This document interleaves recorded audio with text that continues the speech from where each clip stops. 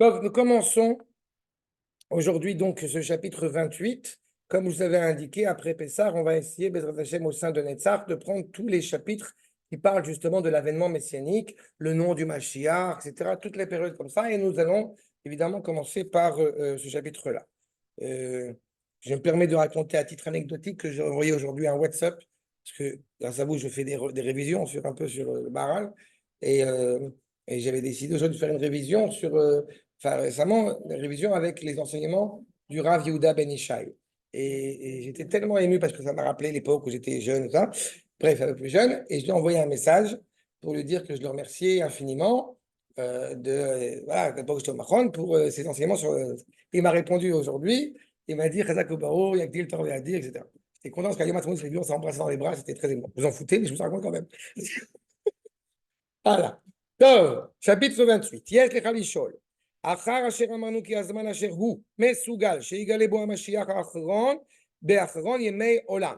טוב, comprenons que nous parlons de la période messianique. Il y a une question qui s'impose. Si on a parlé de ces 2000 ans de Tohu, d'interrogation, ces 2000 ans de Torah et 2000 ans de Mashiach, avec le Mashiach éventuellement qui arrive à la fin, donc a priori, c'est une période très courte. Et pourtant, on a l'impression que Zman Rav, ça dure beaucoup de temps. Et d'ailleurs, les maîtres, dans le traité de Sanhedrin, eh bien, certains vont dire la période messianique, elle dure 7000 ans. C'est le processus. Mashiach, 7000 ans. On va voir. Moi, je ne donne pas de réponse tant que je ne vois pas ce que le Maharal nous dit. Mais certains disent c'est 7000 ans. Certains vont dire c'est 400 ans. Mais si c'est à la fin des temps que le Mashiach il arrive, a priori, ce n'est pas quelque chose qui est censé être long. Et pourtant, il y a une controverse. Et le Maharal répond à ce controverse. C'est la fin des temps qui n'est pas censée être long. C'est la A période de la priori, fin des temps. a priori, que Parce que mon avis, il y a plein d'options. je suis heureux, mais ce n'est pas le Maharal. On cite le Maharal. C'est là. Donc, il y a ça. Veim ken, mahu haTorah, sheikablu Israël bezman haMashiach. Donc, quelle est cette faveur que le Ham Israël va recevoir à, vous voyez, on n'a pas dit Beyemot à Mashiach, on a dit Bezman à Mashiach, le moment où cet événement messianique se passe. Asher à Mashiach, ou Tigvat Israël, Vetochalta. Nous aspirons à ce Mashiach, c'est Tigva, je vous rappelle, ça vient de cave, il y a un sens à l'histoire, nous aspirons à cela. V, Omer, dans le traité de Sanhedrin, nous avons tout ce chapitre-là qui dit justement que le temps du Mashiach, vous voyez, le temps messianique, on n'a pas parlé de la période messianique. Zman HaMashiach, qui soit bien entendu, depuis 75 ans, nous ne sommes pas dans l'attente de l'avènement messianique. Nous sommes déjà en train de vivre cette période-là. D'accord? Dira le Rav Atzipia le Yeshua, I Amarzika et Ayadut Bagola, l'attente de la délivrance, l'attente de la. Eh bien, permet au peuple juif de tenir le coup pendant l'exil. Aval, Ayadut Aeret Israéli, Ihi Ayeshua. Le Rav dit à Moutet au début de Horoth que, le Rav Kook, pardon, que le vécu du peuple juif en Eretz Israël, c'est la délivrance. Mais on va y revenir de cela. Le fait est, c'est qu'il nous dit clairement qu'Izman a Mashiach, Izman Aroch. Comment chez Idbaer Od? Et le Rav a explicité cela. Ven ze soter, les Mashamanu Sheima Mashiach Bachait Yamim, puisqu'on dit que justement que les temps messianiques sont à la fin de la fin des temps. Donc comment est-ce qu'on peut expliquer que ce soit un temps si long si en réalité c'est à la fin de la fin des temps? Vous avez le début, vous avez le milieu, vous avez la fin. Donc le point là, le dernier, celui où a priori après, je ne sais pas. En fait, la fin de la fin, ça veut dire que c'est un temps. Oui, mais la fin de la fin de la fin de la fin, en tant que telle, semble a priori très court, puisque c'est la fin. Sauf que les maîtres sont en train de dire que c'est un temps très long. La fin, c'est. Et je répète encore une fois, je suis très heureux d'entendre tes commentaires, mais j'étudie le Maharal. Ben, on n'imagine pas, on lit ce que le Maharal dit. Oh, Hachem. Toujours ça, que la fin de. Ben, on dit ce qu'on veut. C'est le début d'autre chose. Oui, mais notre objectif, c'est d'étudier le Maharal. Qui aimait à Mashiach, Zman Echad. face à un temps qui est long, on dit clairement que le temps messianique est un temps 1. Donc, pas comme l'épanchement du temps. Quand nous avons fait le chapitre 27, nous avons expliqué la valeur du temps. Et encore une fois, surtout le temps de la durée, le sens de la durée. Quand on parlons de, justement, de Zman, quand on parlons de Itouï, vous avez deux sens en hébreu, n'est-ce pas? Vous avez Et, comme dit dans Shlomo dans Kohelet. On a le temps, qui est le momentum, et on a le temps, qui est la durée qui s'étend. Et à Géoula, et à Mashiach. Il y a un moment 0, il y a un moment X, comme dans la même optique. Si je parle de la création, c'est un temps 0. C'est pas? Je parle de création, encore une fois, du point de vue de la conception hébraïque, c'est-à-dire l'ivro. N'est-ce pas? Ce n'est pas le début, ce n'est pas un processus, c'est 0. Il y a un moment donné, il n'y avait rien, et maintenant, il y a quelque chose. D'accord? Je n'ai pas dit ce qu'il y avait, j'ai pas dit. Il n'y avait pas rien. Enfin, bref. Il n'y avait rien à l'échelle de ce que la créature humaine est capable d'imaginer. D'accord? Oui. Et c'est un moment qui est fixé. Le moment de l'avènement messianique, semble-t-il, lui aussi, est un événement défini. On avait évoqué, n'est-ce pas, la dernière fois, entre Aleph et Dalet, entre Dalet et Mem. On avait parlé de cela. On sait quand est-ce que la Géoula, elle arrive, puisque en vue de l'année de naissance de David Améler, Aleph, Dalet, Mem, pas, entre Abraham et David, entre David et Mashiach. Pas. Donc, on fait la moitié des deux, et on arrive, on avait montré qu'on arrivait à 5700, etc. On avait montré ça pas. Et donc, à un moment donné, ça arrive. Bizman Hazen, Irshav Azman Aroch Meod. Il y a une compréhension, nous dit déjà le Maharal, que la manière dont je perçois, c'est pour ça que j'ai été têtu là-dessus, parce que la manière dont on perçoit le temps dans notre réalité n'est pas la même manière de percevoir le temps dans un autre temps. D'accord? Et le deuxième point, qui est déjà un petit peu sous-jacent à ce que dit le Maharal, la subjectivité du temps. C'est-à-dire, pourquoi est-ce qu'un maître est capable de dire que ça va durer 7000 ans, alors qu'a priori, c'est un jour? Réponse, parce que le bouleversement que nous vivons est soudain, arrive d'un seul coup. Je vais dire autrement. On va à une rencontre, un cours qui est super intéressant. Et il a duré 3 heures. Je sais pas? On a l'impression qu'il a duré 2 minutes. À l'inverse, une réalité qui peut être très ennuyeuse, et pourtant elle a duré 5 minutes, on a l'impression que ça a duré des heures. C'est ce que laisse entendre déjà le Maharal. Regardez la suite. Aval yemei HaMashiach, yamim sheyu besof hazman. Voyez? Ou echad. On ne peut pas tergiverser. C'est à la fin de la fin de la fin des temps. Et ce qu'a dit à l'instant Dominique d'ailleurs tout à l'heure sur le début de quelque chose, tout à fait. Mais on parle du temps tel qu'il est préfiguré, tel qu'il est vécu par nous dans notre monde, dans notre réalité. Donc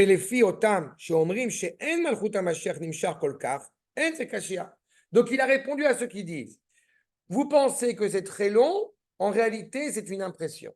Ça veut dire que ça va être très pénible, si je prends ton exemple. Oui. Oui. Oui, c'est ça que tu dis. Oui, oui. Chouette.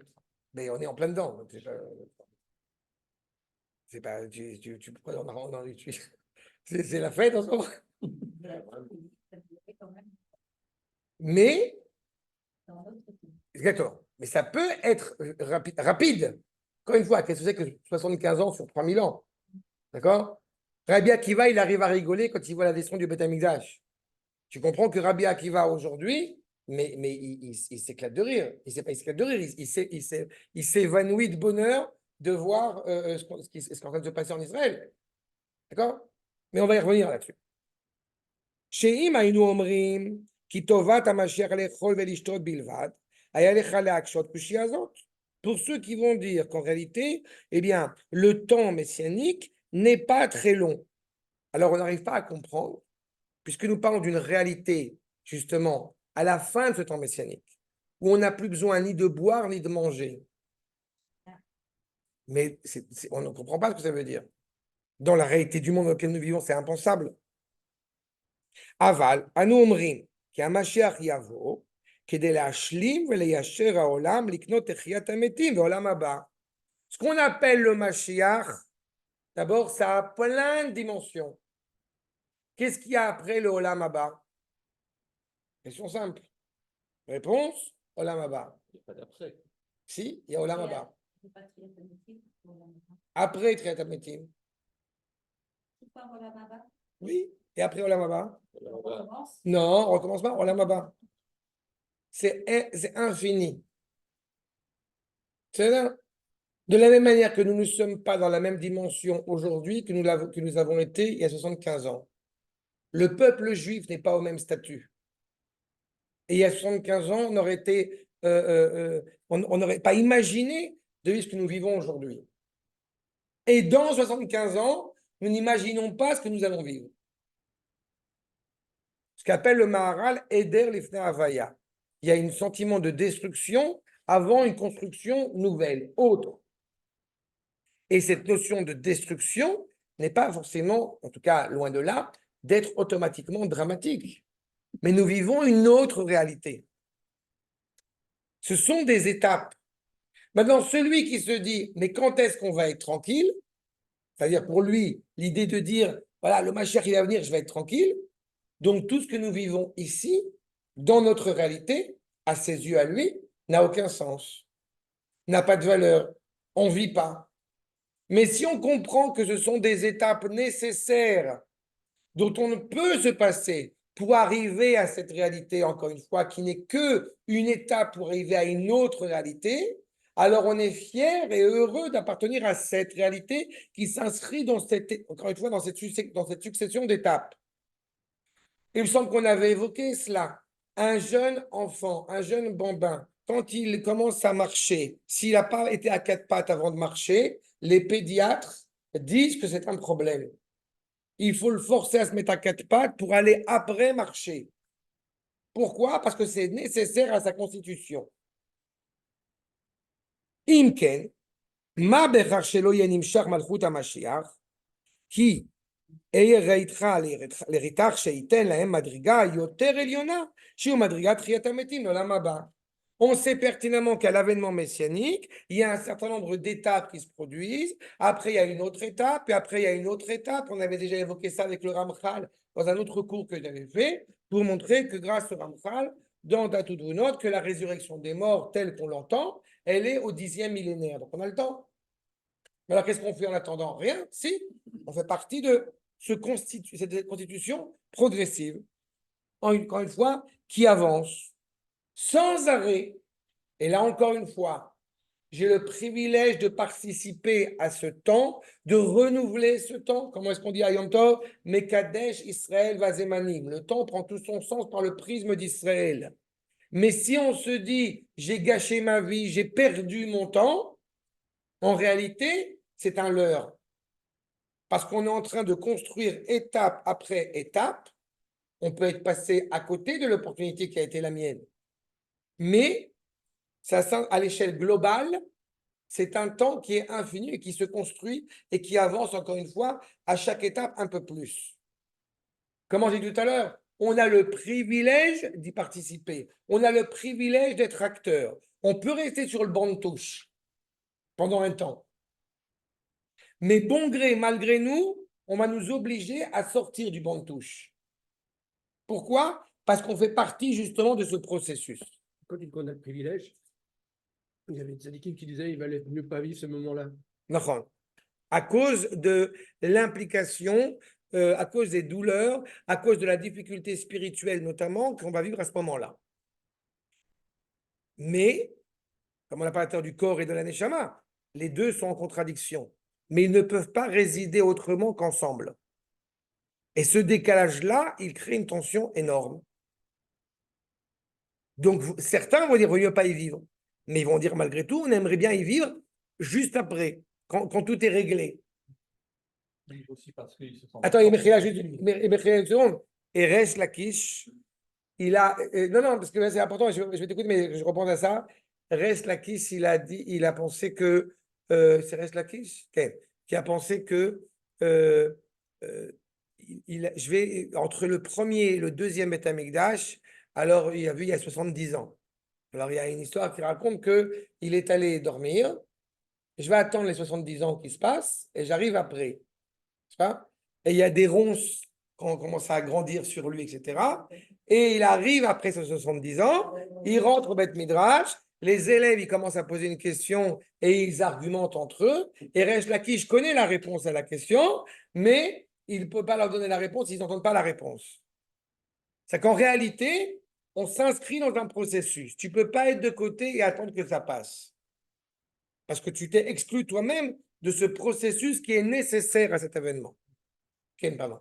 Non, je pense que c'est aussi pour la raison pour laquelle il ne voulait pas vivre, c'est qu'il ne se sentait pas à la hauteur de la En jeunesse. plus, il y a aussi un sens qui dit que c'est une génération exceptionnelle. Mais c'est une génération qui est très difficile.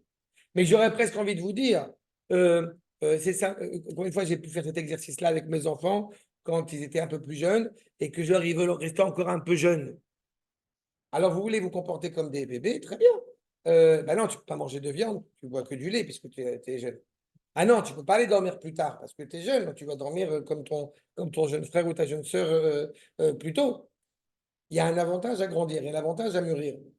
Et il est évident que quand on est adolescent, alors c'est aussi un peu compliqué. Tu vois. Je peux être déprimé parce que ma fille, j'ai une fille qui a 18 ans maintenant, et je peux être aussi très heureux que ma fille elle a 18 ans. עכשיו, en tous les cas, ימי המשיח אינו רק שעל ידה יזכו למדרגה, voyez, יותר עליונה. Quand le Maharal dit rak, je vous rappelle, c'est traduire Ella. Les temps messianiques, les jours messianiques, ne sont pas autre chose que de passer à une dimension supérieure. Oui, mais c'est très compliqué en Israël en ce moment. C'est vrai qu'à Auschwitz, c'est beaucoup plus calme. Mais on ne peut pas souhaiter retourner à Auschwitz. Ou alors on est des malades mentaux. כי אי אפשר שיזכה האדם ממדרגה פחותה הוא העולם הזה, למדרגה עליונה ou מדרגת תחיית המתים בעולם הבא. On est dans une dimension qui est inférieure, nous nous élevons vers une dimension qui est supérieure. Le Rav déjà laisse entendre la notion de résurrection des morts, et on avait l'occasion de l'évoquer, qui est à comprendre au moins à 3 niveaux. Résurrection de la nation, retour vers la Torah et résurrection des morts. Tout cela, ce sont des résurrections progressives, constantes. כמו שאמרנו למעלה, לכך. תחילה יקנו המעלה הזאת, d'abord on va acquérir cette notion encore une fois de messianité, mais acquérir cette notion de messianité, je répète, ce n'est pas de dire je ne vis pas tant qu'il n'est pas arrivé du ciel, comme beaucoup de choses. Vous vous rappelez, ils vont mettre un casque puisque tout va tomber du ciel. Le Mashiach, le Beth Amikdash, tout va tomber. Eh ben non. Yémé à Mashiach, continue à avancer. L'histoire nous pousse en avant. L'histoire permet au peuple, encore une fois, de se construire, d'avancer. C'est quoi la dimension messianique? La lot amitziut, de permettre à la réalité d'avancer, d'évoluer, mi madriga, les madriga, mi maala, les maala, lozuladze. Pas autre chose que ça. Vous ouvrez, comme j'ai dit tout à l'heure, on ouvre les journaux il y a 80 ans, il y a 200 ans, et on les ouvre aujourd'hui. Celui qui ne voit pas la différence, on va dire autrement, celui à qui j'aurais besoin de démontrer qu'il y a une différence, il n'a rien compris. Il n'a rien compris, il est aveuglé par je ne sais quelle bêtise, mais il n'a rien compris. Dès qu'on rentre dans la démonstration, c'est la preuve qu'on n'a pas compris. Est-ce que c'est la Géoula ou non? Bah, tu ouvres la fenêtre, tu regardes. Mais non, mais ça ne veut rien dire. Bon, bah, d'accord. Tu n'as rien compris. C'est ça qu'on va nous dire. Le monde va mieux. Am Israël va mieux, donc le monde va mieux. Et je l'affirme. le peuple juif va mieux comme il n'a jamais été mieux depuis 2000 ans. Donc, et maintenant, on a une guerre, on a une tension. Ça veut dire quoi? Ça veut dire qu'on est en train de passer au stade suivant. Ça peut être douloureux, ça ne doit pas forcément être douloureux, mais on passe à l'étape suivante.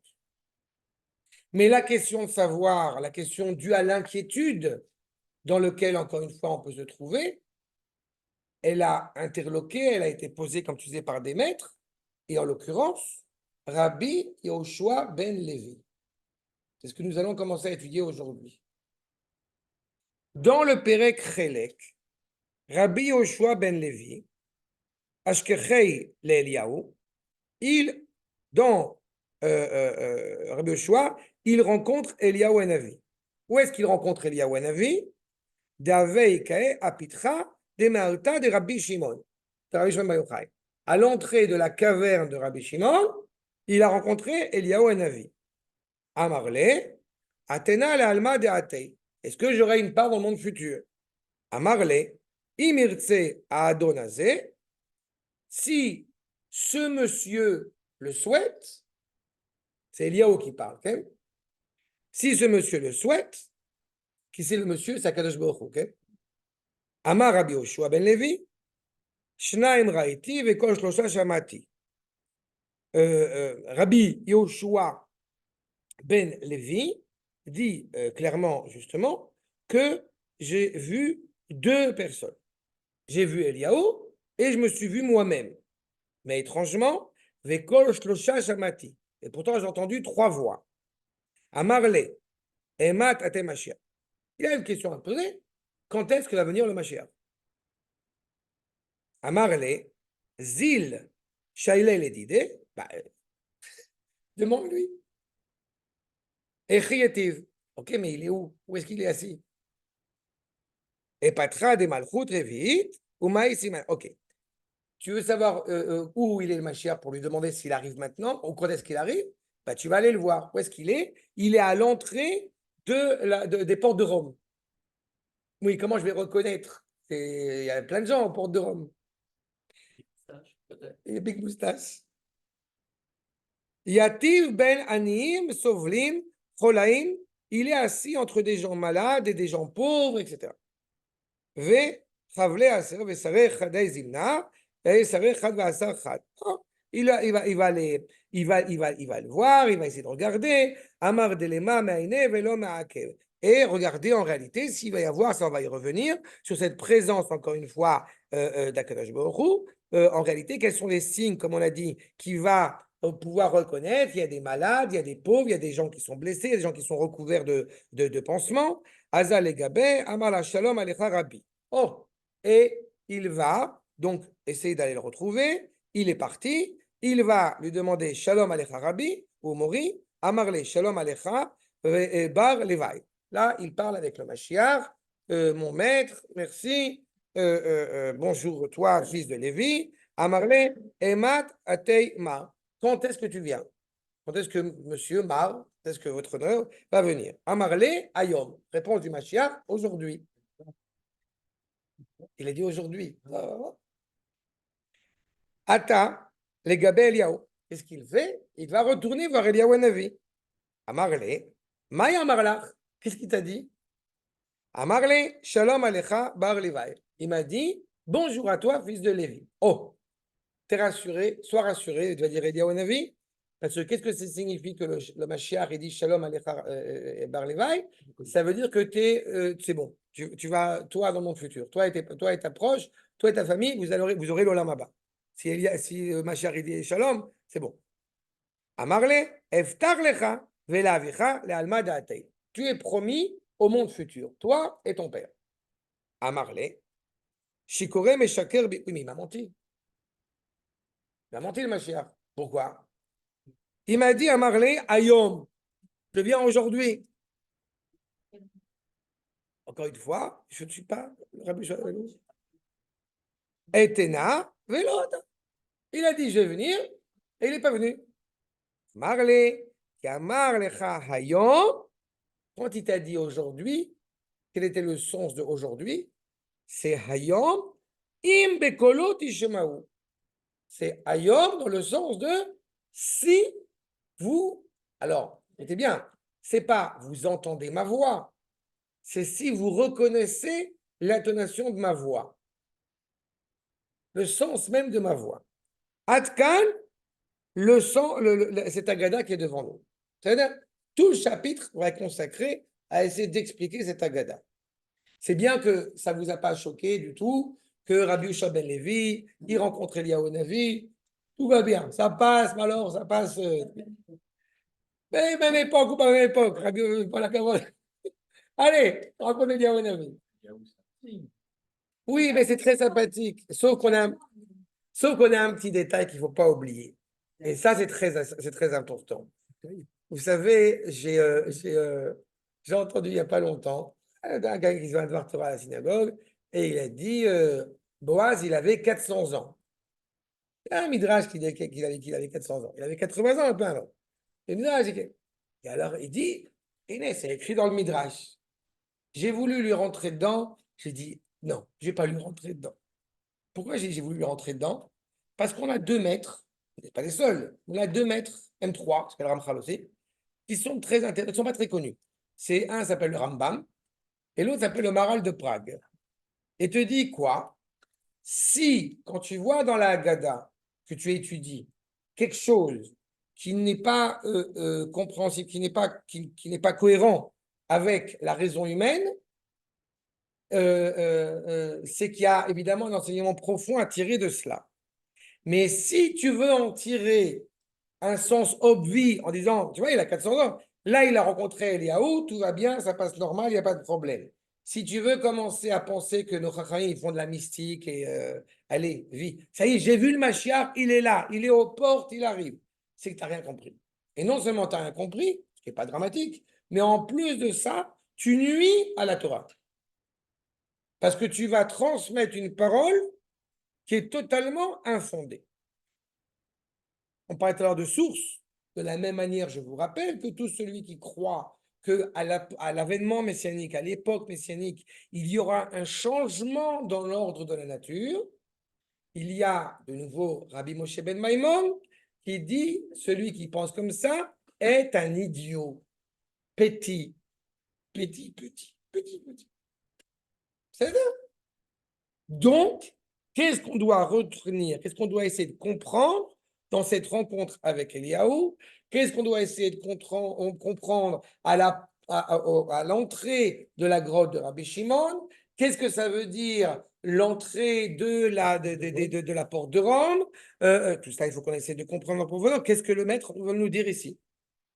Et c'est intéressant que ça s'adresse à Rabbi Yehoshua ben Levi. Pourquoi c'est important? Le Maharal, on ne parle pas, mais je vais vous le dire quand même là-dessus, parce que la tribu des Lévi'im est la tribu qui accompagne le peuple. C'est pas exactement. Ça vient de Lévaïa. C'est la 3e tribu, fils de Léa, c'est celle qui garantit l'unité du peuple. C'est-à-dire que si le Mashiach, certains commençaient à s'aventurer à dire oui, mais il aura quel kippa, ils sont mignons. Ils n'ont rien compris, mais ils sont mignons. Nous dit le Maharal. Dvarim elou, tzrichim biur. Voyez, comme je ne suis pas aussi grand que le Maharal, donc si le Maharal il dit qu'il faut approfondir, je ne vais pas penser autrement. Dvarim elou, tzrichim biur. Da, she'en safek, ki yesh mekomot ba'olam meyuchadim ledvar kedusha elahit beyoter. Déjà, le Maharal dit clairement, il y a des endroits qui sont animés par cette dimension de sainteté de manière plus évidente, plus explicite. Quand on est à Haïfa, on n'est pas au Kotel. Quand on est au Kotel, on n'est pas sur le Harabaït. Quand on est sur le Harabaït, on n'est pas dans Kodesh Kodashim. Par exemple.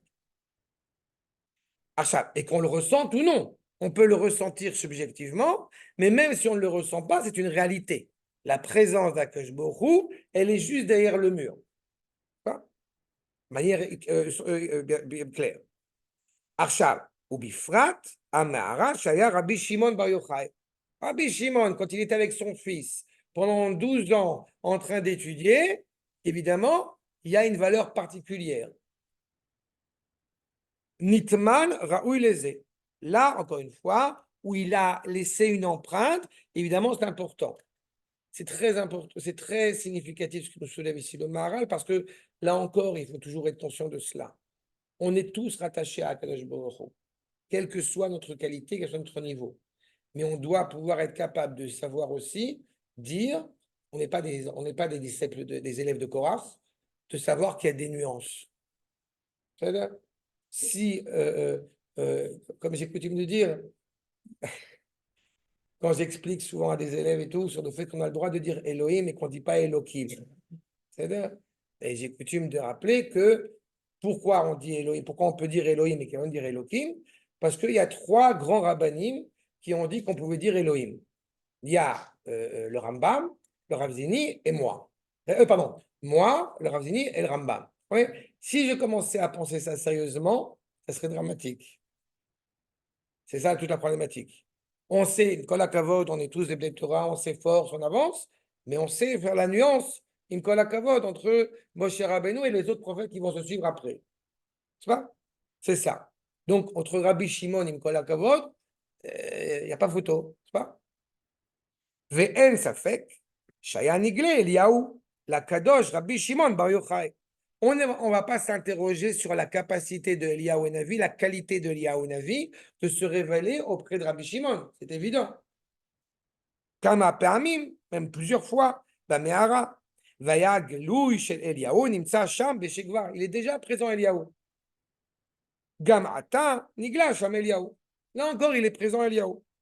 Ve'en Chiluk, Ben Imaya Niglelo Bemare, O Kach Niglelo Belo Bemare.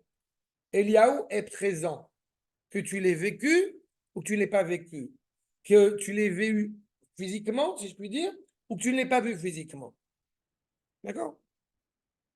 Ki pa'amim arbe, aya Eliyahu magid devarim le echad velo yada. Oh, c'est là où le Maharal est en train de peaufiner son propos. Vous êtes en train d'étudier, vous n'avez rien compris à l'étude, et à un moment donné, il y a une fulgurance. Nous dit le Maharal, c'est Eliyahu Navi. Qu'on en soit conscient, pardon? Qu'est-ce que j'ai dit? Ah, qu'on en soit conscient, j'ai pas entendu là. Qu'on en soit conscient ou qu'on n'en soit pas conscient. Il y a cette réalité-là. Veine, ve'aya nidmelo keilo adevarim, aya lo me'atzmo. Il avait le sentiment que c'est de lui-même, il a réussi par, encore une fois, son insistance sur l'étude. Vous comprenez déjà dès à présent qu'il ne serait pas envisageable d'avoir cette fulgurance sans se casser les dents, sans étudier. C'est essentiel, on l'a déjà fait plusieurs fois ensemble. Si on ne se casse pas la tête, on n'a aucune chance d'arriver à la fulgurance. Les gens parlent du Mashiach, je répète, en disant oui, c'est un truc mystique. Une fois, on avait déjà eu des années de ça fait un cours, et quelqu'un avait dit je pense que le Mashiach, que le Beth Amidash, il va sortir de terre. Alors c'est très sympathique. Tout le monde sait qu'il descend. Alors que. Mais quand je me suis permis de dire mais d'où tu tiens un truc pareil, et la personne dit non, mais personne ne sait, mais moi je sais, je pense que. C'est très sympathique, mais c'est faux. Pourquoi? Parce qu'entre choisir telle personne ou choisir le Rambam, eh bien, je choisis le Rambam. C'est aussi simple que ça. Donc, c'est par l'étude elle-même, cet approfondissement, encore une fois, de l'étude, même si on est au bon endroit, si on se retrouve tous dans la Mehara de Rabbi Shimon Bar Yochai, qui est à, vous savez, elle est à Beijing là-bas, pas à Beijing, à Pékin, Kirin, okay? Je ne suis pas certain qu'on voit Eliyahu Navi. Je me permets, je suis désolé. C'est ça. Et pourtant, Av Elu Devre, Eliyahu, chez Egidlo, Adevari. C'est lui qui lui a dit pourtant. Tu n'en as pas conscience, mais c'est lui qui s'est exprimé, encore une fois, à travers, si je puis dire, cette fulgurance. Vechen. Et on voit dans d'autres traités, dans d'autres enseignements de nos maîtres, Moucha Ktsat Bemasechet Eruvin, Gam Anish Ma'ata, Shenemru Peve Midrasha. Il y a des paroles comme ça qui ont été tenues dans le Bet Midrash. Il y a des sources, des résolutions qu'on ne sait pas qui les a dit, on ne sait pas comment elles ont été entendues, mais elles ont été dites. Qui les a dites? Eliyahu Navi. Vare lo yadou otam. Et pourtant, ils ne savaient pas d'où venait cet enseignement. mais ça a été, comme j'ai dit, une fulgurance. Le Yadou Otam Asher Bevet Midrash, Mi Amram. Vous savez pas qui l'a dit. En général, on est très pointilleux pour rappeler au nom de qui on a dit tel enseignement. Mais là, il y a un enseignement qui a été dit, et il semble juste et vrai, puisqu'il est ratifié après par les enseignements, mais on ne sait pas qui l'a dit. Semble-t-il, ça vient d'Eliaou. Qui baou midaatam adevarim ahem, velo yadou mi amram. Et à Chacham Agadol, il est évident qu'un maître extraordinaire comme Rabbi Yehoshua ben Levi, Yodea Aya, Shasagazot min Eliyahu Zachor Letov. Encore une fois, il y a une fulgurance, mais on sait pertinemment, surtout notre génération, que toute fulgurance n'est pas forcément juste. On va avoir des lubies qui sont totalement sordides. Un, donc ça doit passer par l'étude. Deuxième point, quand tu as étudié en profondeur, ça ne veut pas forcément dire que tu es conscient que Eliyahu Hanavi s'est adressé à toi. Mais quand on s'appelle Rabbi Yehoshua ben Levi, avec étant un maître d'une grande envergure, non seulement il a su profiter de cet enseignement, mais aussi pointer du doigt et dire c'est lui, c'est Eliyahu. Et Aya Eliyahu Zachor Letov, Magilo Sitre Chochma. Vous savez que de manière générale, on ne fixe pas la halakha selon la Kabbalah. Et pourtant, nous savons pertinemment que Maran Bet Yosef, Rabbi Yosef Karo, il a eu des révélations, c'est pas, ce qu'on appelle un Maguid. Il y a tout un livre comme ça, où il a eu un éclairage, un souffle d'inspiration de sainteté. Et il y en a plein de choses comme cela. Vous avez dans la Gemara ce qu'on appelle des braïtot. Qu'est-ce que c'est que des braïtot? Là, pour le coup, ce n'est pas un souffle d'inspiration de sainteté. Mais quand Rabbi Yehuda Hanassi, disons, il a compilé la Mishnah, il y a des enseignements que certains vont dire, je tiens un enseignement, mais il n'est pas dans la Mishnah. Ok, d'où tu le tiens? De mon maître. Comme c'est un maître conséquent, c'est écrit nulle part, mais on le prend comme vrai. Il y a plusieurs niveaux. Et encore une fois, c'est ratifié par la valeur de l'étude. Mais pourquoi Eliyahu Hanavi, il arrive à s'exprimer auprès de Rabbi Yehoshua ben Levi, avec toute la grandeur de Rabbi Yehoshua ben Levi, pourquoi est-ce que l'intervention de Eliyahu Hanavi, eh bien, est aussi importante? Et je me permets d'anticiper, que signifie quand Rabbi Yehoshua ben Levi va demander à Eliyahu Hanavi telle ou telle question, que Eliyahu Hanavi puisse dire, demande-lui. C'est clair jusque-là? Nous poursuivons.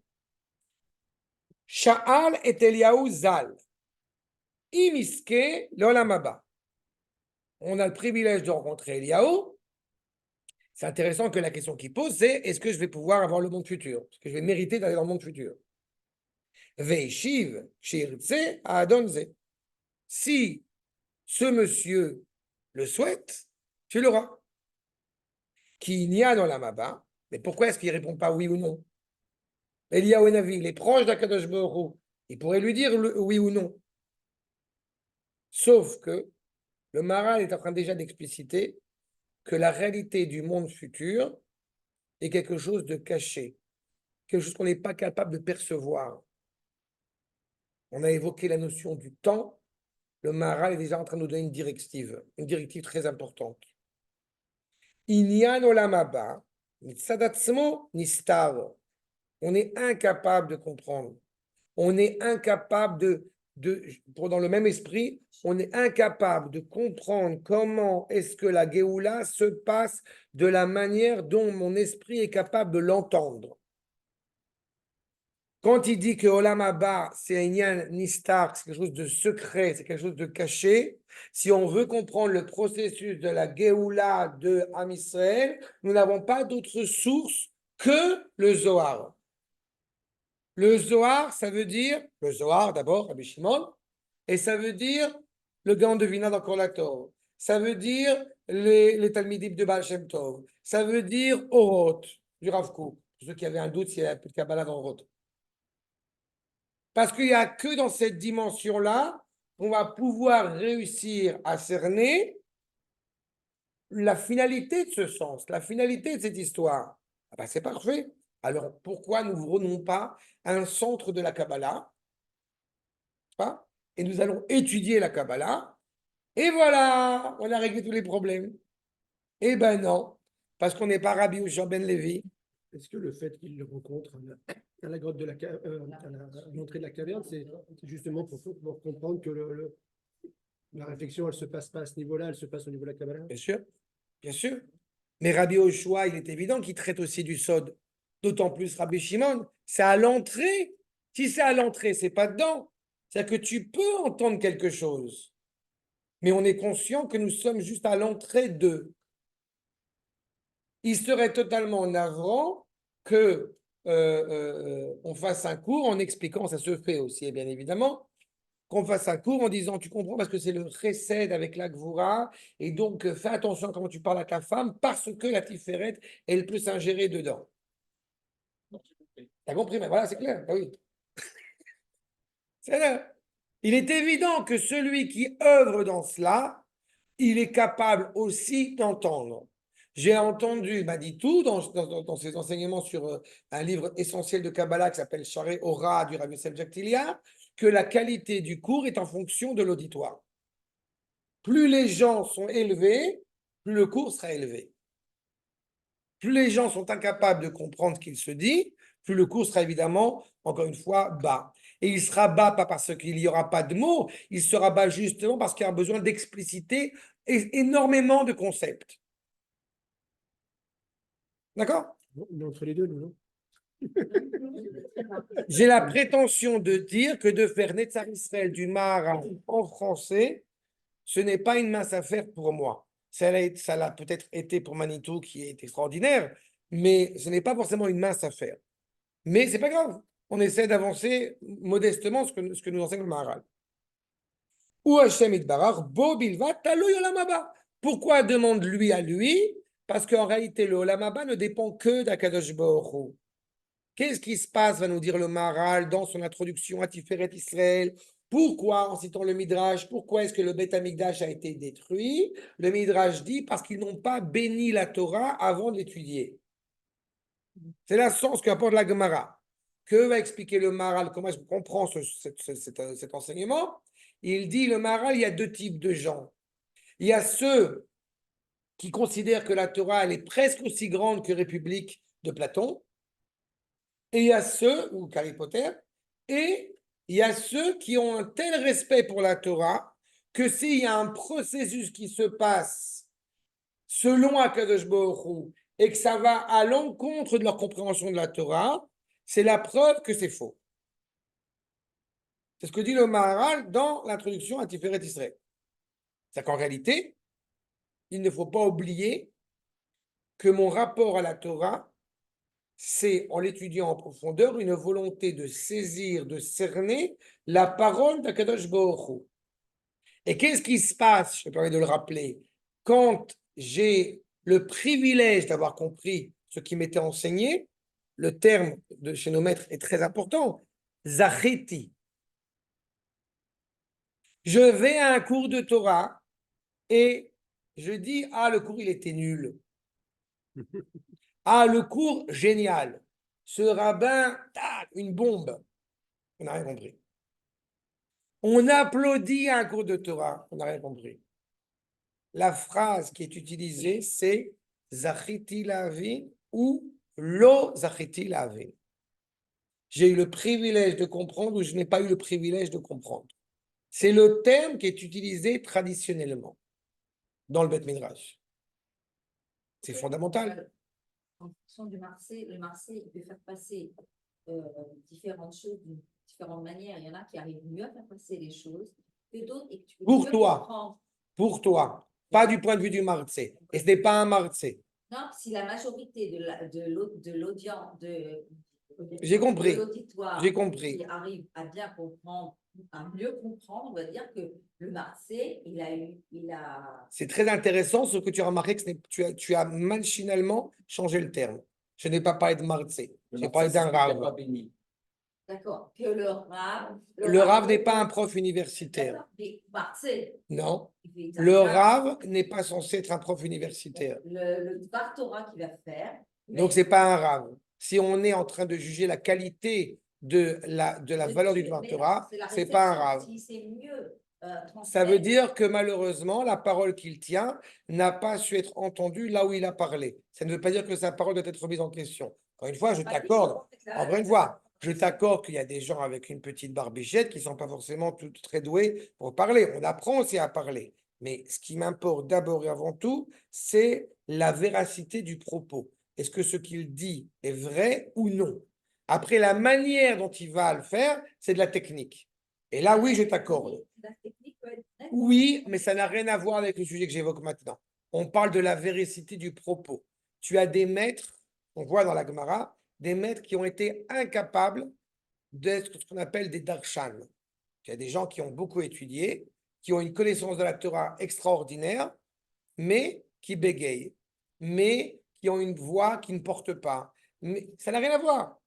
Ça n'a rien à voir avec la qualité de l'enseignant en tant que tel. Quand on parle de Rabbi Akiva, il avait quoi? Il avait 5 élèves. 5 élèves. C'est-à-dire, mais ce n'est pas au départ. C'est à la fin. C'est à la fin qu'il avait 5 élèves. Après, il a 24 000 élèves qui sont tous morts. Évidemment, son enseignement nous marque jusqu'à aujourd'hui. Mais combien d'élèves avait-il? Combien le Rav Kook avait d'élèves en tant qu'élève Mamash? Il avait 3 élèves. Pas toute personne qui va étudier auprès de son maître peut et doit se considérer comme étant son élève. Oui, il a quand même mis toutes sortes de graines autour de lui. Non, mais tu ne sais pas l'influence. Encore une fois, on n'est pas à Kadosh Baruch Hu. On transmet des valeurs. On transmet encore une fois des points. Et ces points-là, on essaie de les transmettre avec la plus grande fidélité et surtout avec la rigueur, avec l'exactitude, avec l'influence, avec le don de soi pour entendre ces paroles. Zachiti, comme vous le marquez, et c'est bien se faire entendre. Zachiti. Mais c'est Zachiti que j'ai réussi à comprendre. Je n'ai pas réussi le privilège de comprendre ce que le Rav m'a enseigné. C'est encore une fois, c'est une grande leçon d'humilité. C'est un sujet très important au Régem dans le Ham Israël, la notion d'humilité. Arshab, au Michol Makom, lo Amar, Sheirtse Akadosh Baruch Hu. Il n'a pas dit. Quand il voudra Akadosh Baruch Hu, qui baloma, yesh Eliyahu zal chibur im Hashem yitbarach. Regardez ce qu'il a dit. Il n'a pas dit, Eliyahu Hanavi, si Akadosh Baruch Hu il veut, quand il voudra, tu recevras ou non le monde futur. Et il dit, demande à ce monsieur. Mais comment est-ce qu'Eliyahu Hanavi, il peut dire demande-lui? Il peut dire demande-lui parce qu'Eliyahu Hanavi est particulièrement proche d'Akadosh Baruch Hu. Il est en Bluetooth avec lui. Pas? Quand on est proche d'Avdil, mais quand on est proche d'un Talmid Chacham, quand on est proche d'un Rav, il peut y avoir un rapport de privilégié, un rapport très intime, très émouvant à son égard, très proche de lui. Alors que les autres vont le regarder comme étant le luminaire céleste, mais nous on le connaît, on rigole, on est proche de lui. Ça n'empêche pas de respect, au contraire. Ça n'empêche pas le respect. Il n'y a jamais un manque de respect. Que Dieu préserve Eliyahu Hanavi, il n'a pas manqué de respect à Kadosh Baruch Hu, mais il a cette proximité avec Kadosh Baruch Hu qui peut permettre de lui dire à Rabbi Shua ben Levi, demande-lui. Ça veut dire aussi qu'il estime que Ben Levi est capable de demander. Il a fait mort. Parce que là, encore une fois, comme j'ai évoqué à l'instant le terme d'humilité, la grandeur de Eliyahu Hanavi, elle est rattachée aussi à son infinie humilité. Il est moins humble. Oui, ça c'est. Lechach Amar, Adonazé, Shiwamo. Demande à ce monsieur, d'abord c'est Adon. Je rappelle que le rapport que nous avons à l'égard d'Akash Baruch Hu est d'abord celui que je sers. Et il y est particulièrement attaché. Aïno. Et Kamar, Shnaim Raiti, Vekol Shlosha Shamati, le fait que j'en ai vu 2 et que j'en ai entendu 3, chez Rotzelomar, chez Afalgav, chez Layolo, le Rabbi Yoshua ben Levi, Dibouk, les Gamre, Imachem. Je ne suis pas aussi proche d'Akash Baruch Hu, bien évidemment, dit Rabbi Yoshua ben Levi, que Eliyahu Hanavi. Donc je n'ai vu que Eliyahu et moi. Je n'ai pas vu Akadosh Baruch Hu. Donc je me tourne vers toi. Pourquoi je dis ça un peu taquin, mais ça m'importe quand même quand tu dis effectivement que j'ai enseigné tel point. Ça m'importe énormément de dire non, c'est pas moi qui l'ai dit, c'est le Sifri dans ta tête. Pourquoi? Parce que je suis humble, évidemment. Non, ça m'importe beaucoup parce qu'encore une fois, c'est la référence au maître. C'est la référence à cette exégèse traditionnelle. Je ne veux pas qu'il soit dit que j'ai inventé quelque chose. En parenthèse, le martzé que tu as évoqué tout à l'heure, ce qui arrive souvent, parce que à la fac, c'est ce qu'on nous demandait souvent, c'est quel était le point nouveau qu'on avait apporté qui n'avait pas été dit avant. Les maîtres chez qui j'ai étudié encouragent fortement, pour être gentil, à faire en sorte qu'il n'y ait surtout rien de nouveau. On est exactement à l'inverse. Quand nous sommes dans une génération où la forme, elle a une telle valeur et qu'elle prend le pas sur le fond, alors automatiquement, on va entendre des blagues, on va entendre une belle histoire, mais est-ce qu'elle est fondée? Non. Et qui marche aujourd'hui, évidemment, essentiellement ceux pour qui la forme semble alléchante et intéressante. Alors que malheureusement, et Dieu sait combien j'en ai entendu, il y a des propos qui sont tenus qui sont totalement faux. peut être toujours faux. Ça Non, peut ils être- sont faux. Non, ça peut être vrai et aussi avec une forme. Je répète, intéressante. ça n'empêche pas. Mais il se trouve que la forme a énormément de valeur plus que le fond. Et quand je dis c'est faux, je sais de quoi je parle. Parce que quand je dis c'est faux parce que ce n'est pas rattaché à l'exégèse traditionnelle. Ça, C'est à ce niveau-là où c'est faux. et aussi- J'en suis tout à fait conscient. Archa, il se trouve que donc Eliyahu Navi est profondément rattaché à Kadosh Baruch Hu, que Rabbi Yehoshua ben Levi n'a pas évidemment ce même niveau. Verotzelomar, sa dibouk, veino dibouk le gabré. Évidemment, là encore une fois, nous voyons l'humilité de Rabbi Yehoshua ben Levi. Parce que si Rabbi Yehoshua ben Levi n'était pas un peu rattaché à Kadosh Baruch Hu, il n'aurait pas le privilège qu'Eliyahu Hanavi se présente devant lui. C'est pas? Mais il se sait un peu moins que Eliyahu. Ouais, oui, il va dans toutes les épisodes. C'est un sujet à part entière. J'ai fait un sujet par rapport à Pinchas Eliyahu. Parle d'Eliyahu Hanavi, c'est vrai que ce grand rave, il a eu il avait la grandeur de pouvoir communiquer avec Eliyahu Hanavi, mais Eliyahu Hanavi peut descendre dans le commun des Oui, mais mortels. c'est un sujet à part entière. C'est bien de citer un midrash en 2 mots, mais c'est plus compliqué que ça. C'est-à-dire, je ne veux pas rentrer dans tous les détails, sinon on ne va pas s'en sortir. Aval. Le fait est, c'est qu'effectivement, cela laisse entendre, je répète, la teneur de Rabbi Yehoshua ben Levi, qui a kol nishma. Tout est entendu malgré tout. Afalgav, sheino imole gamre. Ça veut dire qu'il sait reconnaître la voix d'Akadosh Baruch Hu, ça veut dire qu'il sait reconnaître la voix d'Eliyahu Hanavi, tout en ne voyant que Eliyahu, évidemment, pas forcément Akadosh Baruch Hu. Pourquoi pas forcément Akadosh Baruch Hu? Puisque loïr eni adam vechai. Un homme ne pourrait pas me voir de son vivant. Sauf que Eliyahu Hanavi, on voit qu'il est profondément rattaché à Akadosh Baruch Hu. D'un autre côté, où est la tombe d'Eliyahu? C'est de Aval. Areyahu fanim, pas fanim. On voit le visage en face du visage. Et vous savez pertinemment que la notion de visage en hébreu, c'est l'intériorité. Je suis profondément rattaché. Les chach, amar shnaim raïti. C'est pour cela que il a vu 2 personnes. Vekol shlosha shamati, il a entendu 3. Qui a liédé Eliyahu Zal, shaya im Rabbi Yehoshua ben Levi, ayalot vekut bo yitbarach.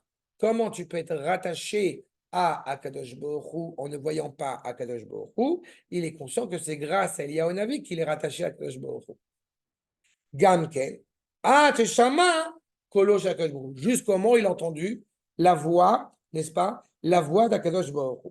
Ça, c'est le contexte. Je voudrais avancer encore un point. Top. J'ai avancé quand même un point parce qu'il y a Dominique qui a soulevé cette idée et ça me paraît intéressant, là encore une fois, aussi de bien le rappeler. Eliyahu Hanavi, mais c'est tout un cours qu'on avait fait sur Pinchas et Eliyahu. Je vais juste donner un détail qui me paraît important. Le fait que Eliyahu Hanavi soit présent à toutes les britotes, il y a 2 idées qui sont souvent énoncées par rapport à cela. Vous en doutez, il y en a une qui est fausse et une qui est vraie. Quelle est celle qui est fausse? C'est celle de dire que Eliyahu Hanavi a été méprisant à l'égard du peuple juif. S'il avait été méprisant à l'égard du peuple juif, Akadosh Baruch Hu ne l'aurait pas encensé. D'accord?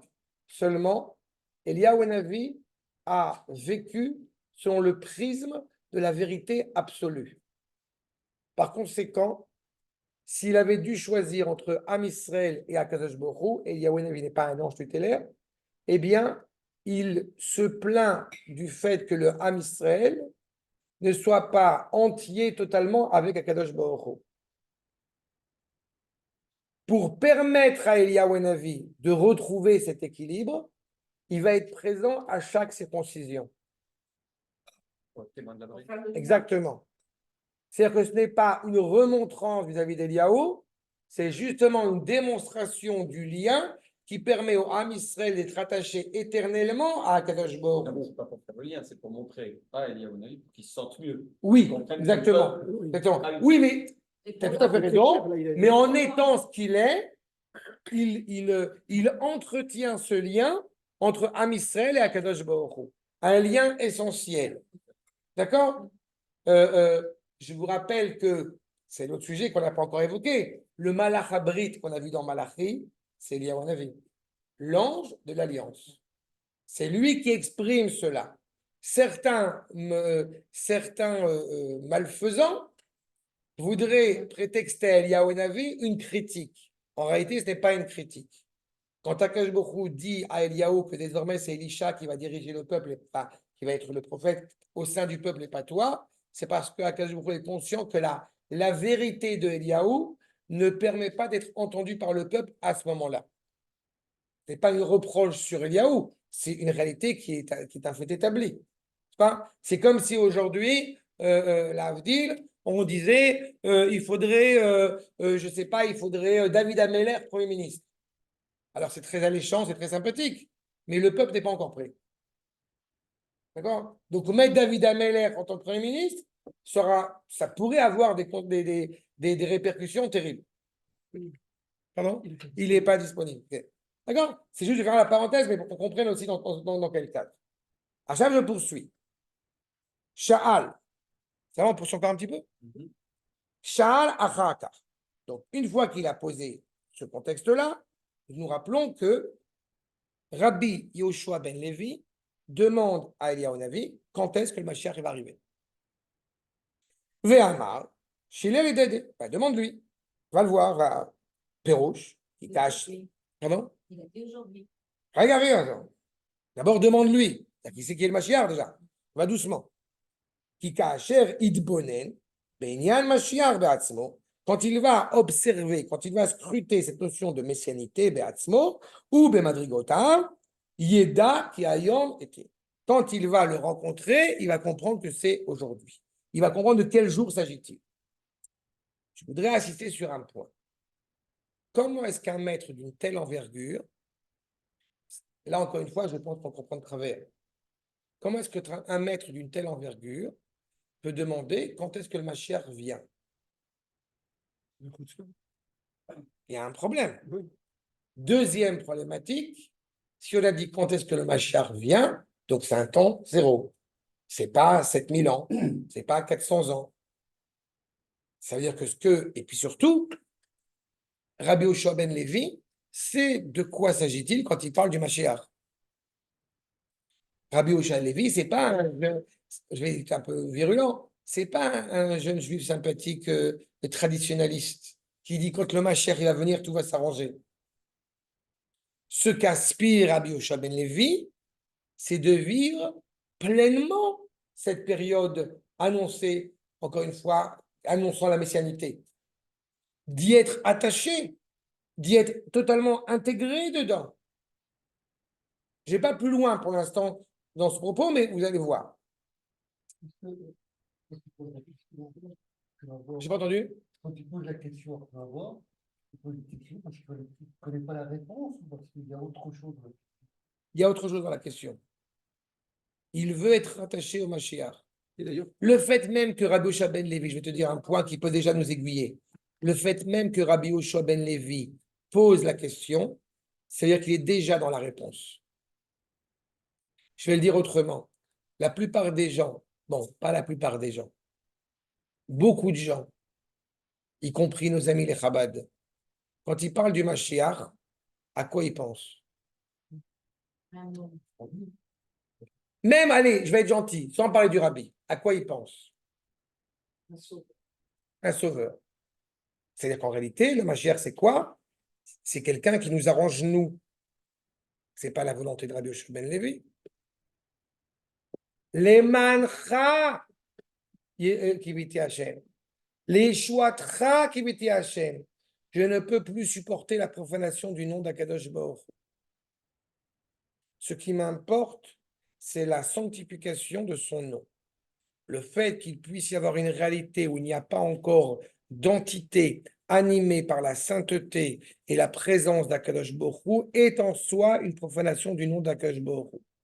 C'est aussi peut-être créer une réalité quand tu dis créer ta réalité quand tu dis quand est-ce qu'il arrive. Tu dis quelque chose arrive, j'arrive, je m'arrive. Eh ben, tu crées une réalité. Non. C'est-à-dire avec les mots, tu veux créer une réalité. Oui, mais là, il n'est pas en train de créer une réalité. On parle d'un grand Talmid Chacham, donc il sait ce qu'il dit. C'est peut-être ce qu'il dit, mais il veut créer en plus une Non, réalité. non. Parce que chaque mois, une fois. D'accord, mais ce n'est pas le sens ici. Rabbi Yehoshua ben Levi, il est déjà intégré à cela. Il ne crée pas de réalité. Cette réalité, elle est. Il en fait partie déjà. Nous ne sommes pas, encore une fois, je reprends ce que j'ai dit tout à l'heure, nous ne sommes pas dans la subjectivité du propos. La parole humaine, de manière générale, est subjective. Si nos Rachaim nous développent cette agada, c'est-à-dire qu'il y a une profondeur authentiquement vraie et objective derrière cela. De créer une réalité, c'est-à-dire que je suis encore une fois, tout à l'heure Nathalie parlait de sauveur, je suis en train de créer une réalité qui m'arrange bien. Ce n'est pas de ça qu'on parle. Okay. La question, c'est Je peux passer un peu de jus, si tu veux. Okay. pourquoi il pose la question? Puisqu'en fin de compte, au début, il lui dit il voulait savoir il aurait droit à Olam Haba. Et en fait, il lui dit t'as qu'à lui demander. Et en fin de compte, plutôt que de lui demander, il lui demande quand est-ce que tu viens. D'accord. Oui, mais il a demandé ça à Kadosh Baruch Hu pour le Olam Haba. Ouais. Et maintenant, il demande au Mashiach quand est-ce qu'il vient. Ce qui laisse entendre que, là, encore une fois, entre parenthèses, vous avez un décalage entre la résurrection des morts, si on peut faire ça, et la venue du Mashiach. Parce qu'il aurait pu demander au Mashiach quand est-ce que tu viens, et en même temps, c'est quoi le Olam Haba? Ou c'est quand? Mais on voit qu'il y a deux dimensions distinctes.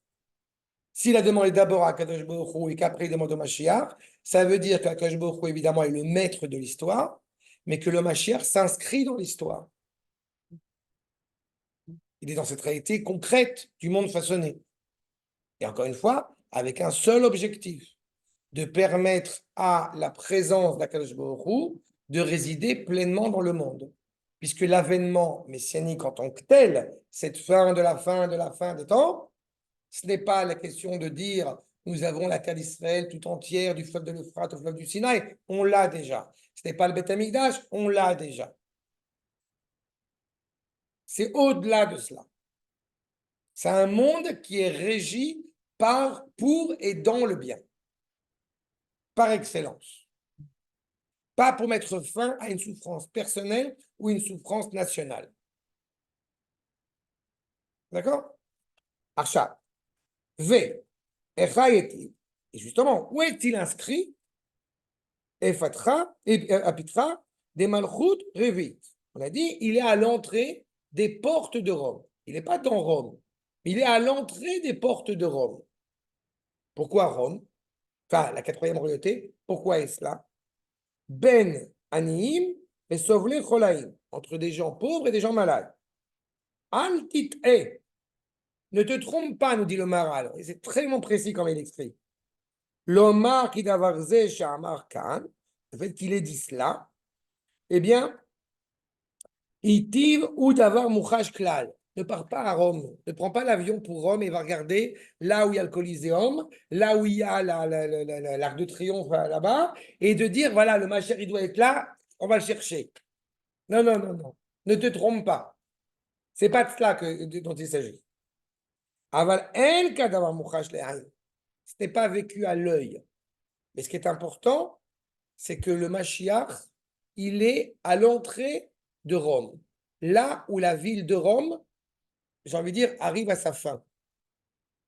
Vous avez la ville, et vous avez la porte, le seuil. Sous-entendu, on sort de l'Empire de Rome. On est à la fin de l'Empire de Rome. Prenons un exemple. Quand le monde occidental est en train de se casser la figure, c'est signe que la 5e royauté est en marche. C'est ça que ça veut dire. Il y a un D'accord. poème de Berlin dans le texte d'Heidegger sur le seuil, et ça ressemble tellement à ça, je te l'enverrai. Vas-y. Surtout avec des gars, mais bon, pas grave. Mais c'est ça qui nous est dit à ce moment-là. C'est-à-dire qu'en réalité, quand on voit d'un point de vue physique, physiologique, psychologique, philosophique, spirituel, que le monde est en train de se casser la figure, puisque c'est la quatrième royauté dont nous évoquons, c'est clair que nous sommes en train d'avoir les premières apparitions de ce Ben David.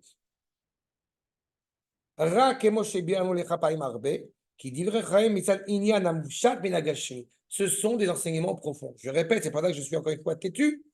Min amuvshat min agashmi. Ce que pense David Benita en lisant une Agada, on s'en fout. Ce qui m'importe, c'est qu'est-ce que les maîtres veulent m'enseigner en me transmettant cette Agada qui peut somme toute sonner très sympathique, poétique, littéral, ce que vous voulez, philosophe. Non, c'est muvshat, c'est pas abstrait. En français, on traduit par abstrait, mais c'est pas abstrait. C'est très concret chez les Chachamim.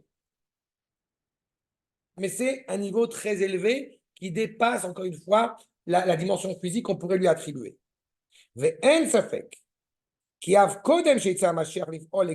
Avant que le Mashiach puisse se révéler, agir, là encore une fois, le Mashiach est annoncé comme étant quelqu'un qui agit complètement. Il est au-delà de l'entendement. Tu veux comprendre c'est quoi le Mashiach? Va étudier. Mais pourtant, je ressens le Mashiach. Va étudier. Tu vas étudier en profondeur qu'est-ce que la Torah nous dit, et alors peut-être tu auras une chance de comprendre quelque chose. On est loin de la mystique. On est loin de la, comme j'appelle ça, la troucha des bétaines. On est loin de parler du Mashiach à tue-tête sans savoir de quoi on parle. Pourquoi c'est aussi important? Parce que d'abord, ça t'évite d'être dépressif. Et quand on sait de quoi on parle, on n'en parle pas. En général, oui. En plus de ça. Mais quand on entend les gens qui sont en train de dépeindre post-sionisme, post-modernisme, post-halouette, post ce que vous voulez, c'est des gens qui n'ont jamais étudié la Torah de leur vie. Et quand c'est des gens, pour le coup, avec une kippa sur la tête, alors c'est encore plus navrant. Parce qu'ils ont l'image, encore une fois, messianique, je suis navré de vous le dire, qui est quand même très proche de Jésus. Et c'est totalement scandaleux. D'abord, on étudie. Qu'est-ce que la Torah, elle veut nous enseigner quand elle parle de cet avènement messianique? C'est essentiel à la création. Le monde a été façonné pour que Akash Baruch Hu et la créature puissent résider ensemble et jouer au football ensemble. C'est ça l'objectif de la création. Dira le Ramchal, c'est quoi la finalité? C'est que nous pourrons nous kiffer la présence d'Akash Baruch Hu. Les Enot Miziv Shechina. C'est ça la finalité.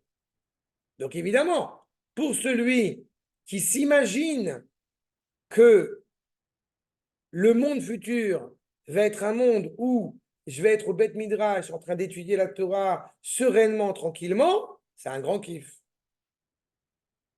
Parce que c'est ça. On est en Bluetooth avec Akadosh Baruch Hu. On est, et encore plus loin, comme j'aime à le dire, on est en Chevruta avec le Maharal. C'est génial. Mais celui qui imagine que le monde futur, c'est un monde où on va s'éclater, c'est un monde où on va kiffer la life physiquement, techniquement, alors évidemment, pour lui, le Mashiach, il ne sait pas ce que ça veut dire. C'est clair sur ce point? Arshad. Je termine juste moi ce piste-là.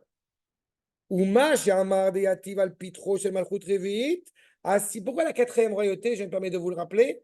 Vous savez ce qui se passe avec la quatrième royauté. Dans le rêve de Nebuchadnezzar, puis raconté, on avait vu l'occasion de le faire, avec les 4 royaumes, la prophétie de Daniel, vous avez 4 bêtes, chacune elle a une forme qui lui est propre, mais la 4e bête, elle n'a pas de forme. Simplement, c'est la plus cruelle de toutes. Expliquera le Maharal que par rapport aux 3 forces qui sont constitutives de l'humain comme de la création tout entière, à savoir la force de régner, la force physique, la force spirituelle, Esav, Edom, il va prendre toutes ces forces-là, donc il va générer l'unité, mais une unité pour détruire. Donc on va se servir de cette unité-là, mais pour se construire comme il se doit. C'est ce qu'on appelle Israël. Être apte à combattre justement ce qu'a laissé entendre Esav. Pourquoi est-ce qu'il est aux portes de Rome? Pourquoi est-ce qu'il est aux portes du monde occidental? C'est le fruit. C'est le fruit qui se développe. Il y a une écorce autour de lui pour qu'on puisse se développer convenablement. Regardez la suite. Davar ze gamken, qui betsiur amuskal shel Mashiach, quand on veut essayer de comprendre de quoi représente le Mashiach, nimtsa a Mashiach al petach malchut revi, donc à l'entrée de ce quatrième royaume, qui chen aba midrash rabot beparashat Shemot, Mashiach shel gadel. Voilà. Vous voulez comprendre pourquoi est-ce que le Mashiach il est comme ça? Eh bien, on va aller regarder les prémices de la messianité en Égypte. Où a grandi Moshe? C'est exactement cela. Moshe nidgadel et platine chez le paro, mais la nuance est très importante. Plus on dans Béalotecha, je vous renverrai les cours que j'avais fait sur la valeur inestimable de Moshe, c'est la paracha avec Myriam et tout ça, c'est maintenant. Mais juste pour rappel, Moshe Rabbeinu, il a grandi jusqu'à l'âge de 3 ans chez sa mère. Sa mère, son père, ses frères. Ses sœurs, oui, c'est le bonheur. Aval, le fait c'est qu'il a grandi chez eux, puisque jusqu'à ce qu'il soit sevré totalement, donc il a reçu un certain nombre de valeurs. Donc c'était en gestation, c'était déjà à l'intérieur. On se rappelle que quand Moshe il est sur le Nil, il pleure comme un adolescent de la souffrance de son peuple. Donc quelque chose qui est très important, qui est très... Quand il est né, la maison elle s'est remplie de lumière, etc. Donc il y a quelque chose de très important, de très notable chez Moshe. On sait pertinemment qu'il est hébreu. C'est le miracle qu'il a été sauvé. Mais il a grandi en dehors de cette mentalité d'esclavage qui était celle de nos frères en Égypte pour grandir dignement et fièrement. N'est-ce pas? Eh bien, cette dimension-là, d'une certaine manière, elle va le protéger jusqu'au moment où il va être mûr pour sortir voir ses frères et massacrer l'Égyptien qui avait porté préjudice à son frère. C'est ça. Platine chez le paro, Ve'af melech HaMashiach, sha'atid leigalot b'maera b'yamenu, yashev benehem, il va s'asseoir parmi eux, shenemar, sham, ira, egel, et sham, irbatz, kefir. Il va être paître comme le lion, eh bien, parmi eux, ou comme le veau, sereinement, mais en réalité, il y a tout un monde qui l'anime de l'intérieur, qui le distingue totalement de ses compatriotes. J'ai souvent eu l'habitude de rappeler, à juste titre, quand on voit la personnalité, l'Avdil, avec tout le respect qu'évidemment j'ai pour lui, mais quand on voit la personnalité de Herzl, là où il a grandi, et comment est-ce qu'il a été tellement animé de mener son peuple à revenir à la maison. Alors que tous les compatriotes, alors que tous les gens qui étaient autour de lui, malheureusement même des Juifs, étaient loin d'avoir une telle aspiration. Il y a quelque chose, encore une fois, qui anime de l'intérieur. Bon, mais c'est ma chère Ben Yosef, je ne vais pas en parler maintenant. C'est dans cet esprit-là, encore une fois, que le Mashiach, il va grandir aux portes de Rome. Il va être aux portes de Rome. Il va être un chemin pour pouvoir mettre en place une nation, pas un Beth Midrash. Et d'homme, on se rappelle, c'est la valeur du monde occidental.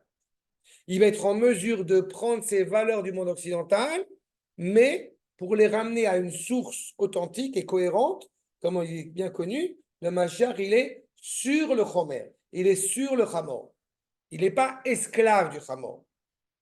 Et il pourrait ne même pas avoir besoin de ça, je le dis dès à présent, il pourrait ne même pas avoir besoin de ça, d'être sur le Hamor, si le Ham Israël est animé naturellement par cette volonté d'être attaché à Kadosh Baruch Hu. Imaginez-vous si un soldat sur le combat était renforcé dans le combat qu'il menait et que du coup il partait au combat en disant j'agis au nom de la justice, j'agis au nom d'Akadosh Baruch Hu. Pas parce qu'on nous a attaqués, mais parce que c'est juste, pas le blanc. Parce que c'est juste. parce que c'est cohérent, parce que c'est exactement la réalisation de la parole divine que nous sommes en train de mettre en place. Vous n'imaginez même pas la répercussion que ça aurait à l'échelle mondiale, pas seulement nationale, à l'échelle mondiale. Non, il y a beaucoup de soldats qui disent exactement ce que tu dis. Alors, je répète, c'est pas que vous n'entendez pas ce que je dis. Je n'ai pas parlé d'individu, je parle du peuple. Alors, écoute bien, avant de me contredire, écoute bien. Je ne parle pas d'individu, je parle du peuple. Quand je parle du peuple, je parle du souffle qui anime le peuple. Je te rappelle qu'il y a quelques jours, nous avons fêté Shavuot. Quand nous fêtons Shavuot dignement et que nous apportons les prémices de nos récoltes à Yerushalayim, on n'y va pas chacun avec son panier. On y va dans le parc national et le Kohen qui est assigné à cela dit quoi? Communal na ale Sion le Bet Hashem. On monte tous ensemble. Ce n'est pas une question d'individu. Il y a de tout temps, dans toute notre histoire, il y a eu des individus à titre personnel qui étaient exceptionnels. La question n'est pas à ce niveau-là. La question est quel est le souffle qui anime le peuple. Le Mashiach n'est pas la propriété de David Benita. Ce n'est pas quelqu'un de personnel. Le Mashiach est encore une fois le représentant de l'entité politique digne de ce nom qui mène le rôle auquel le peuple juif aspire. Je ne parle pas d'individus. C'est toute la difficulté. Et je l'ai déjà évoqué, encore une fois, c'est pas grave si je me répète. Tout l'ouvrage de Netzar Israël ne parle pas d'individus. On ne parle jamais d'individus dans Netzar Israël. On parle de l'entité qu'on appelle Klal Israël. Le Klal Israël, dans l'histoire, dans toute l'histoire d'Israël, le Klal, il n'a jamais été tous d'une voix. Le Klal, c'est. Au Mont Très Sinaï, bien. C'est pas vrai. Au Mont Sinaï, c'est faux. Non. Encore une fois, tu dis une bêtise. Je vais te corriger. Klal Israël, dans le désert, le Ham Israël, Vayachan Sham Bamidbar. Tu vas revoir Rashi là-bas. C'est un seul corps, c'est une seule âme. C'est rare dans notre histoire, mais le Ham Israël, il est uni devant Akadosh Baruch Hu. Donc, ne me contredis pas, c'est pas la peine, c'est Rashi. Tu vas aller voir dans Sefer Shemot et tu vas regarder. Après, tu pourras me contredire. Mais d'abord, tu regardes Sefer Shemot. Vayachan ou Bamidbar, Vayachan Sham. Le peuple, il est un dans le désert du Sinaï. Il est un devant Akadosh Baruch Hu. Am Israël ra'a et akolot. Anochi Hashem Elohecha. Il n'a pas dit Elohechem, il a dit Elohecha. Je suis ton Dieu. Que le Am Israël est tous ensemble unis. Encore une fois. Et je répète, parce que malheureusement, tu n'es pas aux autres cours, donc tu ne sais pas ce que je dis. Le klal, ce n'est pas un ensemble d'individus. Le klal, c'est un être humain qui s'appelle le peuple juif. Aujourd'hui, nous avons des éléments isolés qui se regroupent ensemble. Nous ne sommes pas encore ce que nous disons Shabbat, Goy Echad Baaretz. On est en train de le revenir. Le Rav Yehuda a rappelé Kol Israël Yesh là-bas. Le seul endroit où il y a Kol Israël, c'est ici. En dehors d'Eretz Israël, nous sommes des communautés séparées et divisées. Depuis que nous sommes revenus en Israël, nous sommes en train de nous retrouver cette unité. Quand on était au Mont Sinaï, il y a eu quand même des tensions. Il y en a qui ont fait le veau d'or. Le veau d'or, c'est d'abord bien après. Et je ne parle pas de cela, je parle du don de la Torah au Har Sinaï. Le Ham Israël était un devant le Har Sinaï. C'est écrit noir sur blanc. Vayichan Sham Bamidbar. Mais encore une fois, je le répète, c'est normal, on est dans le désert, il y a des périodes qui sont complexes à traverser, mais là, encore une fois, si tu me demandes et que tu veux vraiment une réponse, tu vas aller regarder mon cours sur le veau d'or et tu vas comprendre la complexité du veau d'or. Et ce n'est pas directement rattaché au peuple juif, cette faute du veau d'or. Ce n'est pas des veaux d'or, c'est un veau d'or. Et même cela, c'est rattaché à une frange de la population qui s'est rattachée au peuple juif, Écoute, j'en supplie, écoute. Qui s'est rattaché au peuple juif et qui a eu des influences négatives et néfastes sur une partie du peuple juif. Non, aussi, tu ne peux pas écouter comme ça. Il y a 3000 juifs sur 1 800 000 qui ont fauté. Ça n'enlève pas ça n'enlève pas ça. Mais on est un, non, parce que je parle d'individus. Quand je ne dis pas on est un à des moments précis de notre histoire. Des moments qui ont été très importants dans notre histoire. Si c'était une unité constante, j'en serais très honoré, mais ce n'est pas le cas. Mais quand on parle ici de Klal Israël, je ne sais pas ce que c'est que le 7 octobre. Quand on parle du Klal Israël, on parle de l'unité totale de ce que représente encore une fois l'entité, le fils d'Akadosh Baruch Hu appelé Am Israël. C'est ça ce que j'appelle le Klal Israël. En français, c'est très difficile à traduire parce qu'on ne comprend pas ce que ça veut dire. Et ça, encore une fois, ça fait partie des études qu'on a déjà fait ensemble. La notion de collectif, ce n'est pas un ensemble d'individus. Le Klal Israël, c'est le Klal Israël. On peut être 10 personnes et tout le Klal Israël. Et pourtant, c'est 10 personnes. La question du Klal Israël, c'est l'entité, encore une fois, insubdivisible qui régit le peuple juif au nom du Kodesh. Tu retrouves dans la Purim l'Erknos et Kol HaYehudim. Ce n'est pas des juifs qui sont allés prier chacun de leur côté, qui sont tous retrouvés au Beth Midrash en train, encore une fois, d'étudier à la demande de Esther. Itkahalu, c'est justement ce rassemblement. Il y a des périodes très importantes et pas que des périodes dramatiques, comme tu as cité Simchat Torah dans notre histoire. La preuve, comme je l'ai cité, le moment où nous allons nous retrouver dans le désert, où il y a écrit un pluriel, Vaïchanu Bamidbar, et juste après, il y a un singulier. On est, encore une fois, une entité insubdivisible ensemble. Il y a des moments clés dans notre histoire où se révèle cette unité. Elle est toujours existante, mais il y a des moments essentiels où elle se révèle. Là, je répète, quand Rabbi Yoshua Levi Pen parle du Mashiach, on parle d'abord et avant tout de l'entité hébraïque. La question n'est pas de savoir si tous les gens qui sont extraits de Édom sont des pourris. C'est une entité qui est régie par la royauté de Édom. D'accord? C'est clair jusque-là? Shalom Kol Tuv.